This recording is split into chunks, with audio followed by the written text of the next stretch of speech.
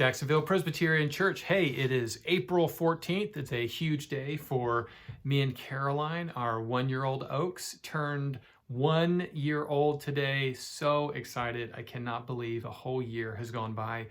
With that in mind, let's talk about a great book today about a newborn baby, a little baby named Obed, which we find in the book of Ruth here. Thank you so much for tuning in tonight for our Wednesday night Bible study. We have a couple of exciting things going on in the church, but I'd invite you to tune in Sunday morning at 9 o'clock online or in person. For that, you can also join us 10:30 right here on campus for our worship. We're picking up in the book of 1 Samuel this weekend, but tonight we are looking at the book of Ruth. It's a little hard to dive further into the book of Ruth because I just preached a whole sermon on the whole book, but there are a few things that I would really encourage you to think about as we sort of supplement the sermon from this past Sunday. If you want to hear that sermon and you haven't heard it already, you can see it in the show notes below, and of course you can watch the Bible Project's great video on the book of Ruth. So with that in mind, let's just dive right in. Jump right in to Ruth chapter 1. So the first thing to know when you look at the book of Ruth, right, is it's in the day when the judges ruled. So that's why it follows the book of Judges in our English Bible, because we set up these first books to be chronological in order. But notice that they come from a little clan of Ephrathah. And so it says right there, I think this is verse 2 and 3, that they were Ephrathites from Bethlehem. Now, of course, what that means is their clan is from Ephrathah. So this little clan of Ephrathah, they're in this town called Bethlehem in the region of Judah in the land of Israel. And as I mentioned on Sunday, but as you probably also know, Bethlehem is the town where Jesus is born. And, why does, the Lord pick Bethlehem? Well, I suggested to you on Sunday that maybe some of the reason that God chose Bethlehem is because of this story, that it's a town full of faith and people like Naomi and Ruth and Boaz are there. But there's another layer to Bethlehem of Ephrathah, and that is if you go to the minor prophet, to the book of Micah. If you go to Micah, Obadiah, I'm trying to find it right now. I've got it memorized. If you go to the book of Micah, and if you're joining us in the ESV Study Bible, which I'm a big fan of, I'm on page 1703.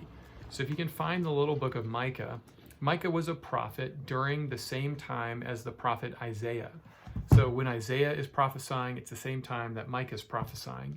And of course, in Micah, you may know that in Micah chapter 5, starting in verse 2, the Lord says, "But you, O Bethlehem Ephrathah, you who are too little to be among the clans of Judah, from you shall come forth for me one who is to be a ruler in Israel, whose coming forth is from old, from ancient days." Wait, so a human ruler is going to come, but he's going to come from the Ancient of Days? "Therefore he shall give them up until the time when she is in labor, is given birth, and the rest of his brothers shall return to the people of Israel." So this ruler from Bethlehem is going to come from ancient days, but also gather in God's people. And of course, it says, "He shall be their peace," right there. This is Micah chapter 5, verse 5. "And God's people will dwell secure, and he shall be great to the ends of the earth," right? So of course, as you already know where I'm going, the New Testament picks up on this very passage and says, wait a second, Jesus was born in Bethlehem. The message of the gospel is going out to all the ends of the earth. This is all tying back to the book of Ruth. And this is exactly where the New Testament goes in Matthew chapter 2. Matthew chapter 2 quotes right out of the book of Micah, right? So to sort of draw that line through the tapestry of God's word, we have the book of Judges talking about Bethlehem, which gets into Micah, which points to the book of Matthew, right?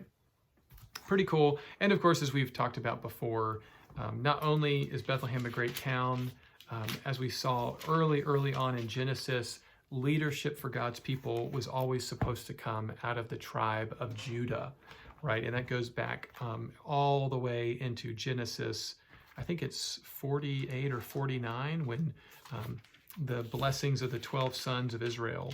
Yeah, so if you go to Genesis 49, you can see that Judah is meant to have the scepter and the ruler's staff. And then As we said in the Old Testament, when the people were leaving for the promised land, Judah was out front. And in the book of Judges, it starts off and it says, Judah shall lead the people, right? And now it's kind of like Judah, Judah, Judah, and it's starting to become funneled down to this little town called Bethlehem, to this one family of Boaz and Ruth, and they are going to give birth to a little baby named Obed, who has Jesse, who has King David, right? So that's how like the big story of the 12 tribes is winnowing down straight into the line of Judah, which of course in the Old Testament is primarily David and Solomon, but they are meant to point ultimately towards Christ, right? So that's sort of how Ruth is picking up in the whole story of the Bible. But are there any other particulars about Ruth that would be helpful for us to know? Well,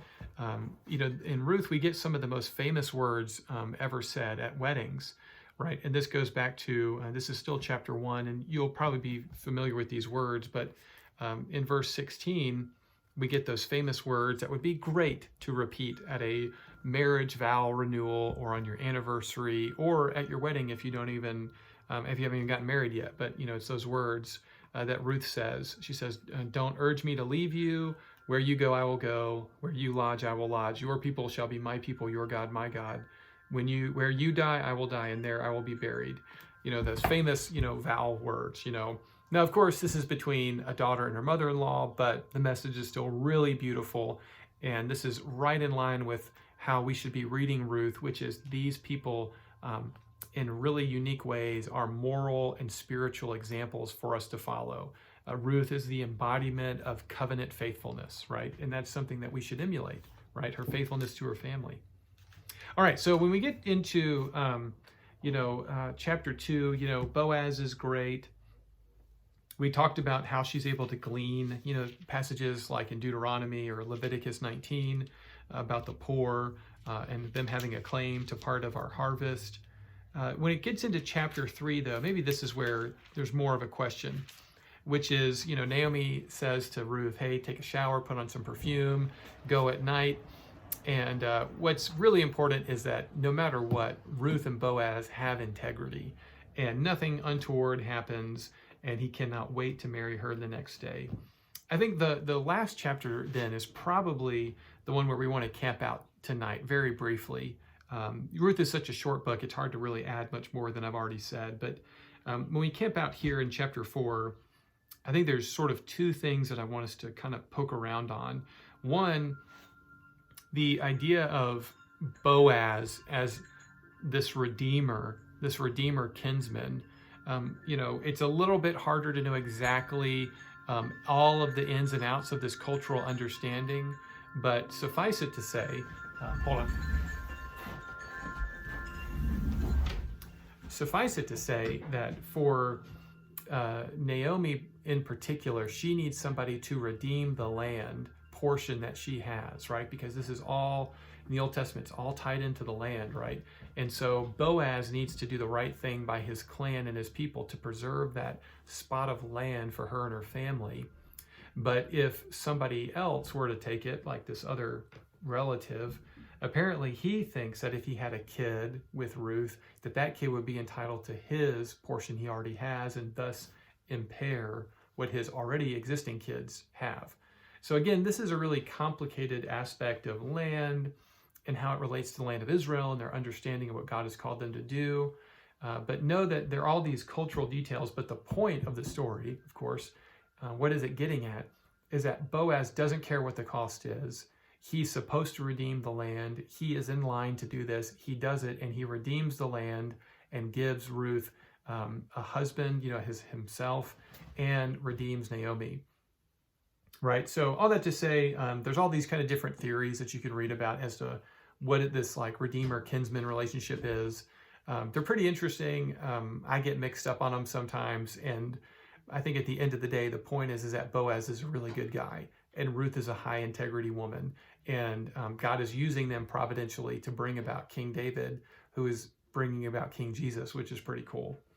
But the question, though, I guess the last thing I want to bring up about Boaz is there are people who will say, okay, this is an interesting story about a Gentile, a non-Israelite, a non-Jewish person coming to the land, coming to faith in the one true God, and this kind man redeems her from his what could be a hard life. He redeems her, and he also becomes her kinsman. He brings her into the clan, and he marries her. And there are people who will take that theme and see Boaz as a type of Christ. So if you've been with us in our Wednesday night Bible studies, you'll know that I'm a big fan of typology, which is things in the Old Testament are meant to point towards the coming of Jesus, right? So the rock in Exodus that is struck and water comes out, that is a type of Christ, as Paul says in 1 Corinthians 10. So in that sense, there's almost a typological reading, if you will, a typological reading where Ruth represents the Gentiles and the nations, and Naomi represents the Jews, and Jesus is represented by Boaz, the Redeemer, who marries the bride and redeems them. I don't really know if I go there. As much as I like typology, the New Testament doesn't connect those dots. But maybe if you could convince me, if you think that's part of it, let me know. I'd love to hear more if that sparks any kind of imagination in your mind about how Boaz is pointing towards Christ. I think he's definitely, I know he's part of Jesus's genealogy, but does that mean he's a type of Christ? Maybe. Kind of an interesting idea.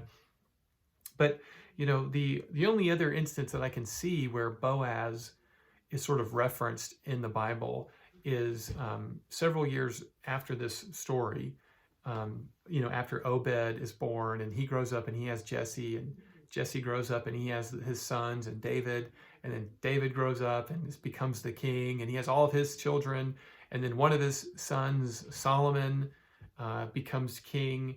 One thing that's really cool about Boaz, and one of the ways the Bible will talk about him, is when it comes to Boaz, when Solomon builds his temple, when we finally get around to building the temple, it actually says that the temple is named, or part of the temple is named after Boaz. So if you go to, again, if you have your ESV Study Bible, not that you have to have one of these, but they're helpful. If you go to page 605, right there, if you go to 605, you'll notice that there's this beautiful picture of Solomon's temple that he builds. And if you can see, there are these two, there's a column right here. This is just cut open. In the temple, there would have been two bronze or copper columns right here. And Solomon names one of them Boaz, after his great-great-granddaddy, which is pretty cool. So all that to say, hopefully this was helpful. This is a much shorter Bible study. It'll be much longer next week, I'm sure, when we get into 1 Samuel. But Ruth is just such a beautiful story. And I think the main questions are you seeing how even the book of Ruth is really pointing to Jesus? There's Bethlehem, there's the line of Judah. Is Boaz sort of a type of Christ? Is he this Redeemer kinsman that is ultimately going to be what Jesus does, where he marries the bride, the church, and redeems us from the curse of sin? I think these are the kind of deeper, fun questions of the Bible. And of course, I hope that you are seeing, whether you are a man or a woman, that Naomi and Ruth and Boaz, they are exemplars of the faith. So anyway, I hope you have a great night. I'm sorry this one was so short, but Ruth is short and my sermon was long on Sunday. Love you guys. See you soon.